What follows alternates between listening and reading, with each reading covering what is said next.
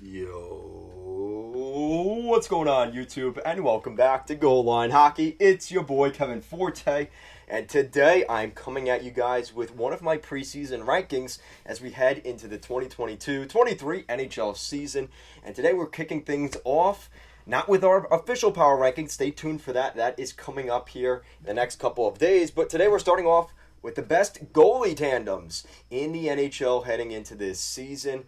Guys, we talk about defense wins championships. That's obviously a very true sentiment that we believe here at Goal Line Hockey. But, to not give credit here to the goaltenders, goaltending is a critical part in the National Hockey League. And when you look at my top 10, 9 of the 10 teams that I have on this list in terms of goalie tandems, I have them making the playoffs. So if that tells you anything, goaltending is critical.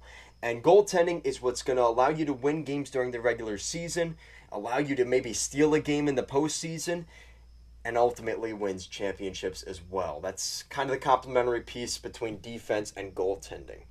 So today we're going to start off looking at all 32 teams. And of course, let me know what you guys think. I'm sure many of you will agree. I'm sure even more of you will disagree. So let me know your guys' thoughts. Of course, wait till the end of the video to do so. So at number 32, we're starting off in the desert. The Arizona Coyotes come in at number 32 with Kirill Vejmelka and John Gillies as your goalie tandem. John Gillies was supposed to be the goalie of the future. We know how that works out. It hasn't necessarily worked out for John Gillies. He was up in Calgary for a while, just wasn't able to make things work. And kind of for Kirill Vejmelka, who I think is going to be the starter, I mean, he's a backup at best in the NHL. And I'm saying that nicely. But this is a goalie tandem that either of those goalies would be a third goalie on most of the top 15, 16 teams in the NHL. That's kind of the situation right now in Arizona. And number 31 is the Buffalo Sabres. And today we've got Eric Comrie and Craig Anderson in Buffalo. Now, a lot of you guys will mention UPL or Ukko-Pekka Luukkonen, but I think he's better off in Rochester this year. And I think the addition of Eric Comrie allows the Buffalo Sabres to allow him to develop another year with the Mercs in the American Hockey League. So I think Buffalo, it's going to be another tough, slug-it-out year for them. Eric Comrie is an upgrade, I would say, but this is a bridge goaltender that's going to lead them into UPL and the UPL era in between the pipes. So I think the Buffalo Sabres trying to allow him to develop is a good move, but it also sacrifices their goalie tandem next year. And I do think the Buffalo Sabres are definitely at the bottom of that and is definitely one of their weaknesses going into this season. And number 30 is the Chicago Blackhawks. I think they're going to be one of the worst teams in the National Hockey League, as the other two teams I've already mentioned in that same category, with Peter Mrazek and Alex Stalock. Peter Mrazek had a terrible season in Toronto last year and was supposed to come in and be the difference for the Leafs. We know how that's kind of worked out over the last couple of years, and it didn't work out too well last year. He's also dealt with a ton of injuries in his NHL career between Carolina, Detroit before that, where he was supposed to be the next starter. Now he heads back to the Midwest in Chicago and is looking for a fresh start. We'll see how things go there. We've also got at number 29, the Montreal Canadiens. A lot of people may disagree with me on that, but I think without Carey Price, they are nowhere near that same level.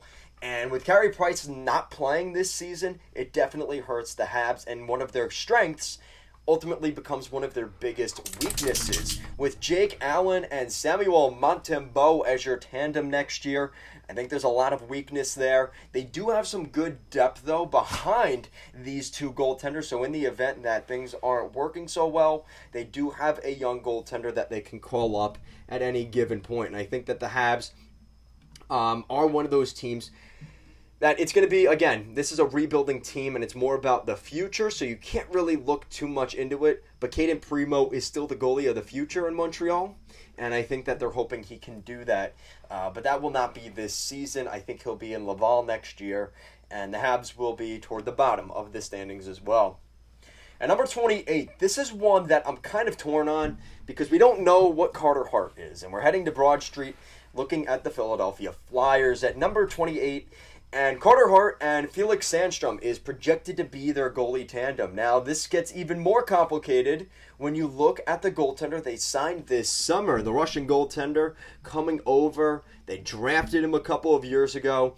And right now he's currently in the Russian military. He got held up. And we don't necessarily have to worry about him right now. That is Ivan Fedotov. So he's currently in some Siberia, Russia area and is playing hockey there. So I don't think we're going to see him in the NHL this season. So unfortunately for the Flyers, it will be Felix Sandstrom coming up, and I just think that is a weakness. Not to mention Carter Hart really struggled last year, really the last 2 years now, and I'm just worried about what his future looks like. And that perfectly segues into number 27, because just up New Jersey Turnpike is the New Jersey Devils, and their tandem is Vitek Vanacek and Mackenzie Blackwood. A lot of my Devils fans out there, Captain Mofongo, shout out to you, but a lot of you guys have been kind of saying, this season rides on Mackenzie Blackwood. Can he be healthy, and can he be a consistently good goaltender? He's dealt with a lot of injuries, right? Between COVID, and I think he had a hip surgery or something like that. He has dealt with a ton of injuries.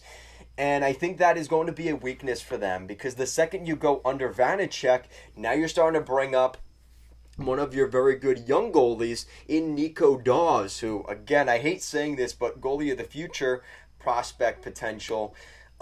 He played decent last year, but he's not ready to go. So just the Devils are one of those teams that it's about health. And I think Vanacek, he's played very well in the AHL with the Hershey Bears, and a little bit with the Capitals last year, but obviously there's a reason the Caps let him go. He just wasn't consistent enough, and he stays in the Metro Division this year. And Blackwood, like I said, reminds me a lot of Carter Hart, right? There's that potential of being a starter, but he just hasn't been there. And he's dealt with more injuries than Carter Hart. So if I have to be honest, I probably have more faith in Carter Hart turning things around than Mackenzie Blackwood at this point, but I do like Vanacek better than Sandstrom, and that's why the Flyers are lower than the Devils here.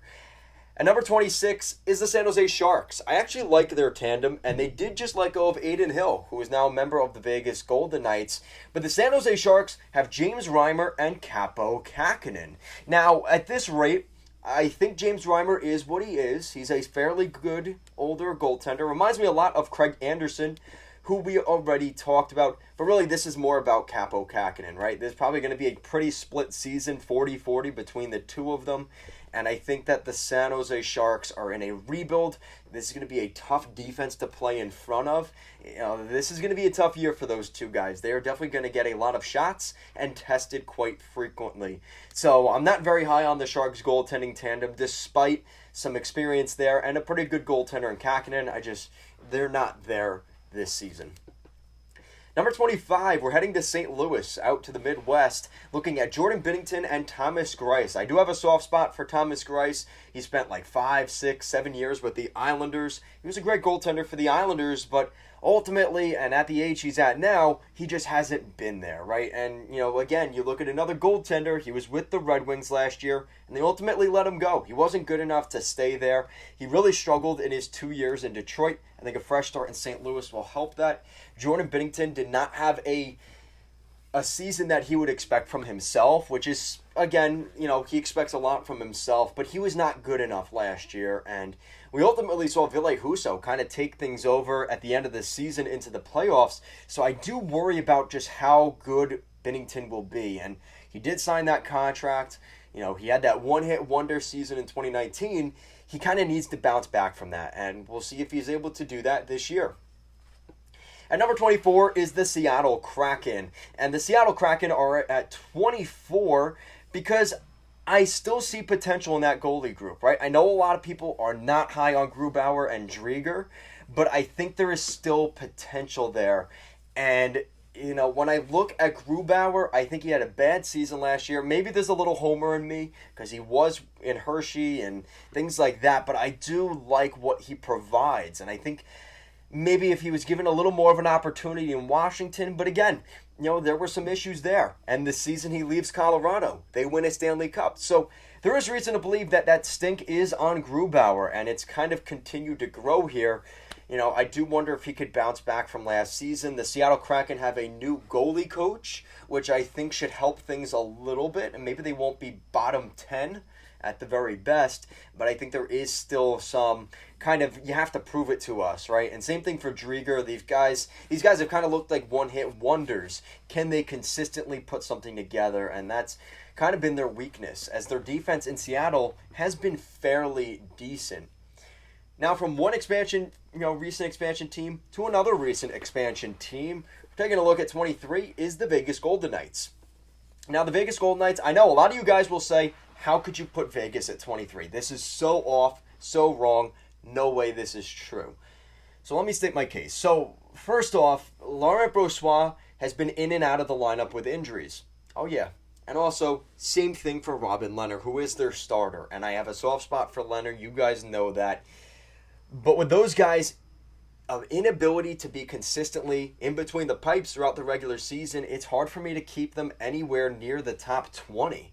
I think right now with Vegas, you've got Laurent Brossoit, and I think there's an argument to be made whether it'll be Logan Thompson or Adin Hill, but I think a lot of this hinges on if Brossoit will be ready for training camp, and ultimately the beginning of the season. We could be looking at a tandem of Logan Thompson and Adin Hill on opening night for the Vegas Golden Knights, which is absolutely insane and reminds you of 2018 vibes for the Vegas Golden Knights, right? You guys remember that first season? They went through like 6 or 7 goalies, right? So we'll see what happens here. It's kind of been a circus in Vegas this summer. A lot of people doubting them, and I guess you could argue that I'm in that category as well, but we'll see what happens. Number 22. This is one that I'm kind of torn on, but I'm really not liking Stuart Skinner here, and that's why I'm heading to Edmonton.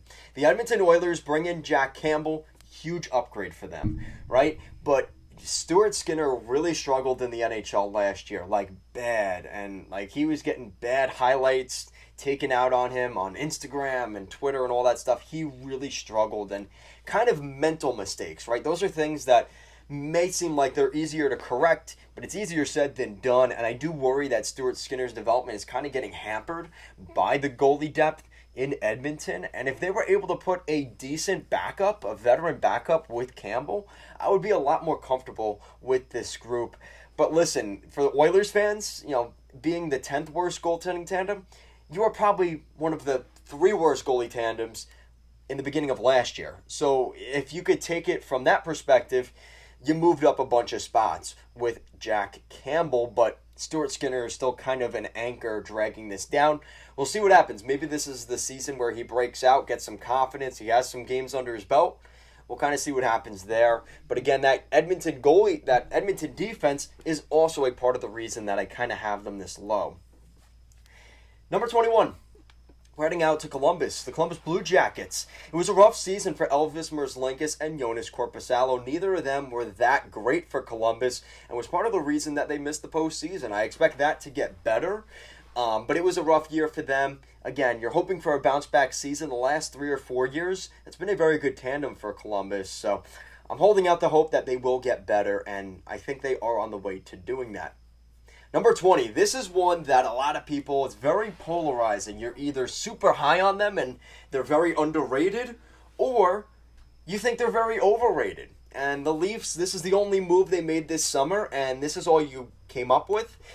And that is the Toronto Maple Leafs goalie tandem at number 20 between Matt Murray and Ilya Samsonov. So this is kind of interesting. My take is the beginning of the playoffs, and I'm saying the Leafs make the playoffs. I'd probably jinx them.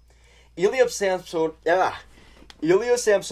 will be the starter for the Toronto Maple Leafs in Game 1 of the Stanley Cup playoffs next year. That might be a bit of a take, but I'm not sold on Matt Murray at all. He's had a ton of injuries, and I don't think he's that good, right? He had those 2 years where he won back-to-back cups as a rookie with the Pittsburgh Penguins, but other than that, he has not been that great. And I think that is going to continue in Toronto. And I think ultimately it will be Ilya Samsonov and what is it, Jesper Shalgren, whatever his name is, Shalgren. I think that's going to ultimately be your tandem in Toronto. This is one that I could see soaring up next year. I'm high on Samsonov. I think he's a really good goalie.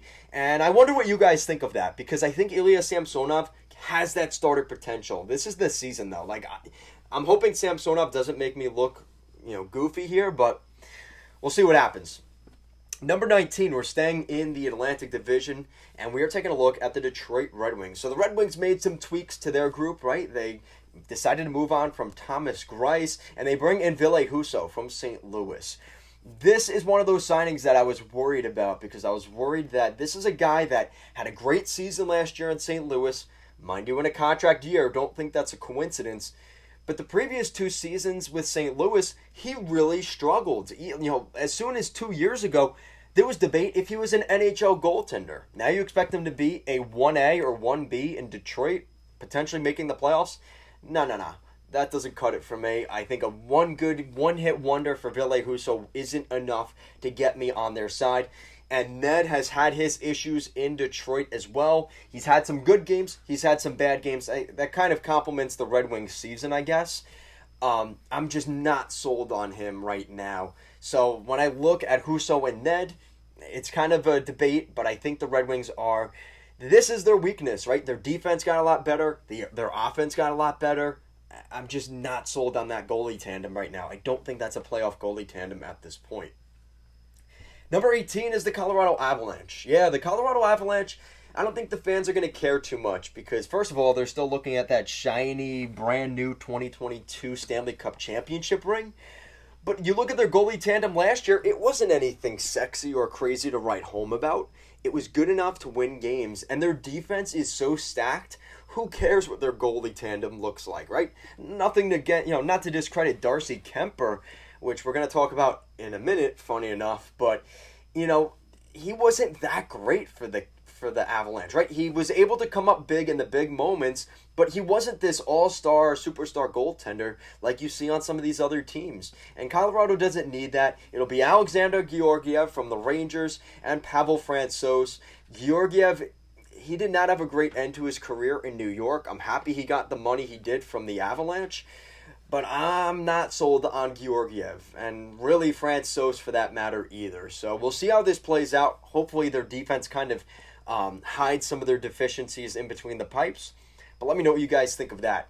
Speaking of Darcy Kemper and the former Colorado Avalanche Stanley Cup winner, Darcy Kemper headed down to D.C. this summer and will play for the Washington Capitals, a totally new tandem in Washington as they let go of guys I already mentioned here, Ilya Samsonov and Vitek Vanacek. So a totally new tandem there in Washington. They bring in Kemper and Lindgren. I think they're a little bit overhyped right now. I don't think Kemper is as good as everyone thinks he is, and I do think he'll regress back to really his numbers from last year, right? I don't think he was that good, and Washington's defense is a little more suspect than in Colorado. Just a little bit different of a gap there between Washington and Colorado's defense, and I think we're going to see him get exposed a little bit more this season. Number 16, so we're right at the halfway point here. Thank you guys for watching if you've stayed tuned to this point. Number 16 is the Pittsburgh Penguins. So the Pittsburgh Penguins have Tristan Jarry and Casey DeSmith. Now, the funny thing is, it's hard to read these guys right now because you look at round 1 against the Rangers, and again, call this an excuse or whatever you want. Neither of those guys started in that first round for the Penguins against the Rangers. It was the guy on the bench eating pork in between the second and third period, and he had to come into that overtime, right? And, that's why I look at what we've seen from Pittsburgh. You need that goaltending tandem to be healthy. It doesn't matter if Jarry or DeSmith are on the roster, on that brand new season preview magazine for the NHL, if they're not in the lineup. They need to have the skates on and playing, and I know they've dealt with injuries a lot. And they were very good for Pittsburgh last year. A huge reason they were able to get themselves into the playoffs. But they almost fell out of the playoffs when those guys came out of the lineup. So there is that concern. How good is Pittsburgh's defense, right? They made a couple of interesting acquisitions, right? Bringing in Jeff Petrie, bringing in Ty Smith. I think those are good additions for them. But again, it's still suspect at best. And I worry, it's not so much that these guys are good, it's can they stay in the lineup, and that I do have to account for here. Number 15, the Ottawa Senators had a great offseason, and everybody's talking about Claude Giroux And that other guy, Alex DeBrincat, pretty good hockey players, right? But everybody seems to forget about the move that was a little bit later on, where they brought in Cam Talbot from Minnesota, and they now have a tandem of Cam Talbot and Anton Forsberg. I think that's a really good addition for the Senators. At halfway through the season, people are talking about potentially Cam Talbot as a finalist for the Vezina Trophy. He ended up going to the All-Star game representing the Wild. I think he's a really good goalie. He kind of got shunned out of Minnesota when Fleury came in and kind of took his spot. I think he's going to be a man with a mission this summer. I talked about last year Ryan Suter being that man on a mission. I think this summer it's going to be that guy. It's going to be Cam Talbot in Ottawa. So I think he's going to be very motivated. He had enough time this summer to kind of get the juices flowing. I expect a good training camp and season from the Ottawa Senators goaltending group. Number 14 is the Anaheim Ducks. John Gibson and Anthony Stolarz. This is a tandem we've seen for the last couple years in Anaheim. And John Gibson, I have a soft spot for that guy, of course, but he has not performed at the level we've seen in the past. Last year was a down year for him. It seemed like there was a lot of physically frustrated and fatigued moments out of John Gibson, and his body language showed maybe a little bit of his immaturity, or maybe it's just the fact his competitive nature is just like, I hate this losing thing, right? There's only so many games I could carry this team. So I expect that to maybe even be better next year. But John Gibson had a down year last year. I did have to account for that, but I'm not going to push them into the bottom 10 in terms of goalie tandems. Stolarz has been a serviceable backup. I wouldn't say a good backup, but serviceable and stable. And that's all the Anaheim Ducks could ask for, because let's be honest, Gibby's playing already 50 to 60 games anyway. So Stolarz, as long as he could play 15 to 20 good games during the regular season, nobody really cares about what's going on there anyway. Number 13, lucky number 13, is the Winnipeg Jets, Connor Hellebuyck and David Rittich. David Rittich, the last time we saw him was in these coveted 2022 Stanley Cup playoffs, where he got blasted as a member of the Nashville Predators against the Colorado Avalanche. He got destroyed in that series. As the backup behind UC Saros, Rittich did not end his season particularly well, and his value definitely dropped going into the summer. He signs a prove-it deal in Winnipeg, but the main story here is Connor Hellebuyck. If there's one thing that I could say for certain, is Connor Hellebuyck is going to be a very good goaltender year after year after year. And that defense has continued to get better. I think last summer was a good year for the Winnipeg Jets. There's some questions about the core of this team. Things are just way too stable under Kevin Cheveldayoff. And unfortunately, that's why he's at 13. But Connor Hellebuyck, a very underrated goaltender in my opinion. He's always going to be in the Vezina conversation. If you want to put money on that, I would always bet Connor Hellebuyck to be in the finalist conversation at the very least, because he is just that good, that consistent. And I think that definitely bodes well for the Winnipeg Jets this year. Number 12, we're heading to Minnesota. The Minnesota Wild have Marc-Andre Fleury and Philip Gustafsson. So Fleury returns, signing a nice extension, and Flower will stay in Minneapolis. Meanwhile, we see a new guy, Philip Gustafsson, the backup in Ottawa. He is projected to be a pretty good goaltender. The Ottawa Senators got him a couple years ago from Pittsburgh in a trade, and now he becomes a member of the Minnesota Wild and is probably going to be playing with Jesper Wallstedt in the next couple of years there in Minneapolis. So I'm excited to see Marc-Andre Fleury. How much more does he have left in the tank? There was rumors he could retire this year, and he ends up sticking around. He's got that competitive nature in him, and he expects to win, right? He sees a winning formula in Minnesota.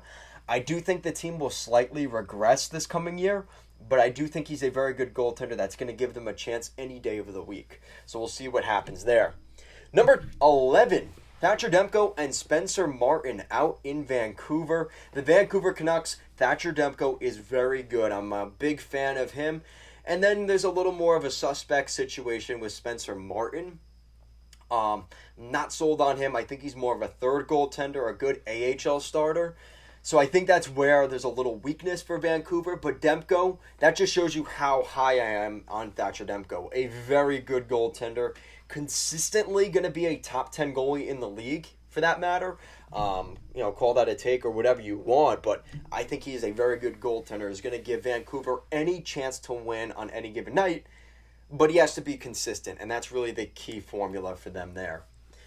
So now we move up into the top 10 as we're kind of rounding home on today's video. The Dallas Stars at number 10 with Jake Oettinger and Scott Wedgwood. Jake Oettinger just signed a nice 4-year deal to stay in Dallas, and I expect him to be the goalie of the future there. We saw a lot of promise from him in the postseason last year for the Dallas Stars, and I expect him to steal a couple games, maybe even a dozen or two this year. Jake Oettinger is really that good, and I hate to put too much hype on the kid, but he really proved it in the playoffs last year when the light was shining brightest and there was the most pressure on him. He found a way to win, or at least give Dallas every opportunity to win, and I think he is a huge part of that team overall. That's why I have Dallas at number 10.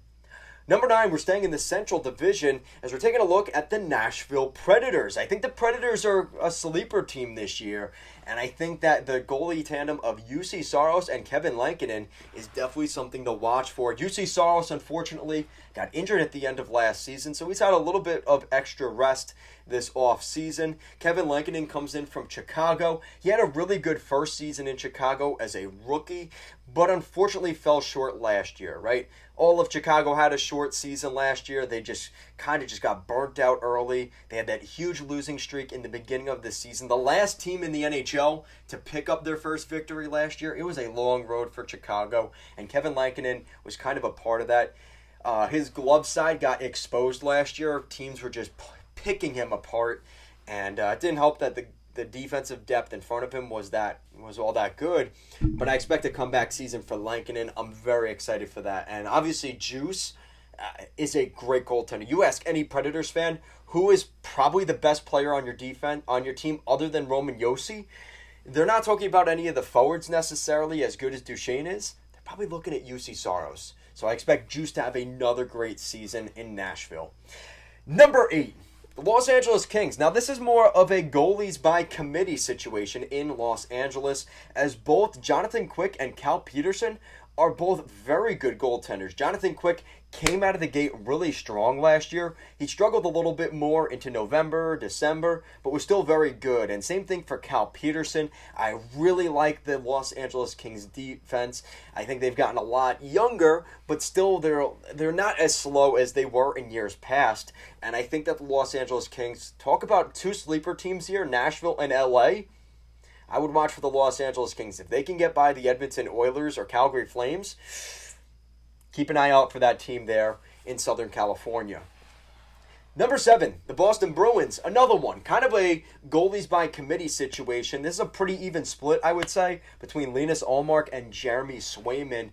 Boston really liked their tandem last year. They had a lot of, what was that? They had that weird handshake or hug thing. It was kind of weird, not going to lie, and easy to make fun of the Bruins for, but hey, you know what? They're having fun, and you saw it all the time. You know why? Because the Bruins won a lot of hockey games last year. Their defense is still pretty solid, still some a little bit suspect further down in the depth chart, but still fairly good, and I really like their group. Again, it's not that Ullmark or Swayman is just so good, right? Maybe like a Gibson or Hellebuck, but they're consistent, and they're both very stable goaltenders. They're both good goaltenders, and I think that's why Boston had a leg up over some teams in the Atlantic last year. I expect that to continue this season as well.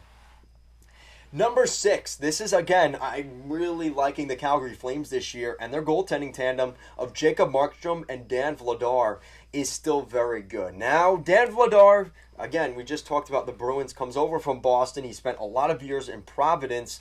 But this is really about Markey, right? This is about Jacob Markstrom. He is an elite goaltender, top 5 goalie in the National Hockey League, top 3 goalie in the NHL last season. He was absolutely insanely good for the Calgary Flames very early on in the season, allowed them to kind of get that bump up early in the year. They struggled out of the gate, then he really turned it on, was posting like shutout after shutout after shutout, had the most shutouts in the NHL last season. I expect a very good season from Calgary again. If anything, their defense got better this year, bringing in Mackenzie Weegar over Eric Goodbranson. I would say that's an upgrade. Chillington showed a lot of promise last year. I expect that to continue next year as well. So I expect Calgary to be a very, very good team.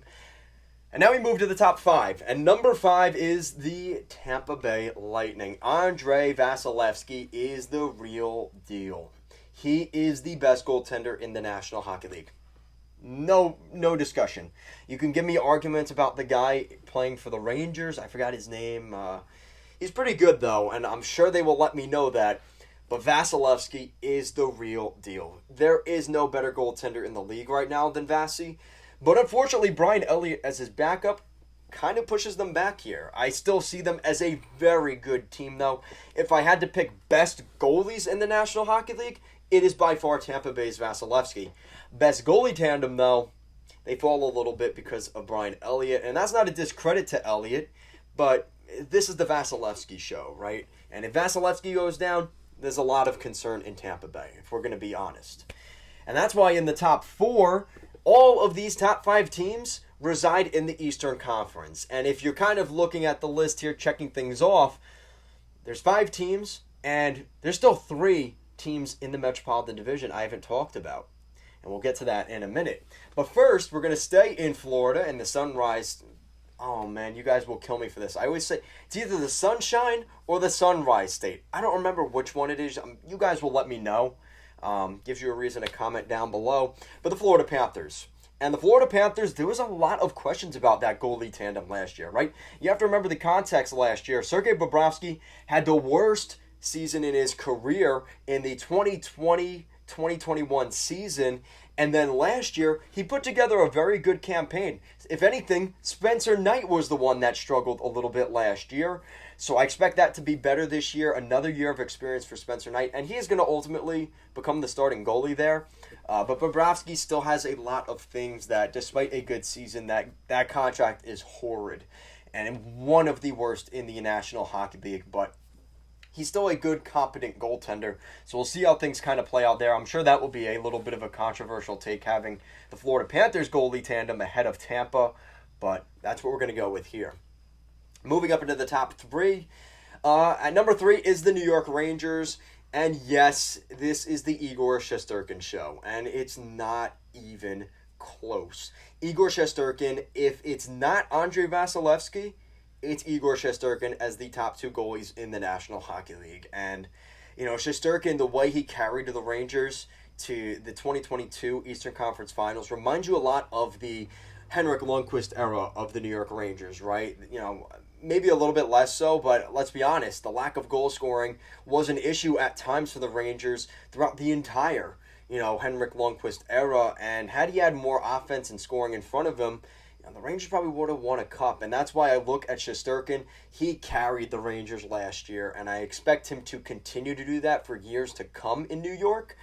And I would say that Halak is, I don't know whether to call this an upgrade over Georgiev or not. He had a really bad season in Vancouver last year, right? He started the season off well and then started getting shelled by a couple of teams. So I'm not super high on Halak, but again, that just shows you how much I like Igor Shesterkin here. And I think Halak is better than Brian Elliott, and that's kind of why I have that the way it is. But the New York Rangers goalie tandem is definitely far and away one of the best in the league, no doubt. Number 2, the Carolina Hurricanes. The Carolina Hurricanes come in at number 2. Freddie Anderson and Antti Raanta. Really good tandem last year for Carolina. Kind of disappointing we didn't see much of them in the postseason last year, right? Peter Kachev ended up being the starter for the Hurricanes throughout most of that playoff run. And Raanta played a couple games, but he didn't play well, and he got hurt a lot. And that was a big problem for this goalie tandem. Anderson was far and away on his way. He was about a lap ahead of everybody else for the Vezina Trophy, up to the trade deadline, and then he got injured, right? And that kind of changed the entire trajectory of Carolina. And as good as their defense was, their goaltending just wasn't good enough, and they ended up getting beat by the Rangers there in the second round. So I think a healthy Anderson and Raanta is, if I have to say, the best 1-2 goalie punch. It's right there. It is right freaking there. But call me biased. Call me whatever you want. The best goalie tandem going into the NHL for the 2022-23 NHL season, there is none better than the one on Long Island playing at UBS Arena. You guys are going to kill me for this. It's the New York Islanders. Ilya Samsonov, Ilya Sorokin and Semyon Varlamov is the best goalie tandem in the National Hockey League right now. You have really good goaltenders, right? Shesterkin, Vasilevsky, Markstrom, Saros, Ottinger. But best 1-2 punch in the National Hockey League, it is the New York Islanders. And here's why. Not only is these two goaltenders just very good, and Varlamov had a down season last year and still played very well. Sorokin carried the Islanders for a lot of last season, but even he was getting picked apart a little bit. But nobody's talking about these guys being bad goaltenders despite what is below average seasons from both of them. The Islanders' defense will get better this season. There is no doubt about that. If they don't re-sign Andy Green and Chara, that defense will be better this year. Just not signing those guys. And these guys are going to do better this year. I think they're going to be putting up better numbers than they did last year, to be quite frank with you. And between the new goalie, the new coaching staff with Lane Lambert and the same pretty much goalie coaching staff, this team is the legit deal. And some people will disagree with me on that, and that is completely fine. But you cannot tell me last season that you can blame the Islanders' goaltending for why they did not play well last year. It was up front and some of their defensive inabilities. The Islanders are still a good hockey team. There's a reason they went to they went to the Eastern Conference Finals 2 straight years. It's because of how good that goalie tandem is, and I expect them to get back to that somewhere this season. I'm not sold on the Islanders being a playoff team. I think there's the illusion that the Islanders are still, I'm not in the fog of, oh my God, okay, thank God my computer fell asleep. And maybe that's why I need to end today's video. I guess that's kind of telling me you kind of have to end this thing. You got to stop kind of hammering home the Islanders. But the Islanders are number 1. So let me know what you guys think in the comment section down below. What do you guys think of my best goalie tandems in the NHL for the 2022-23 NHL season? Leave your thoughts down below. Thank you so much for watching, and I'll see you guys again next time.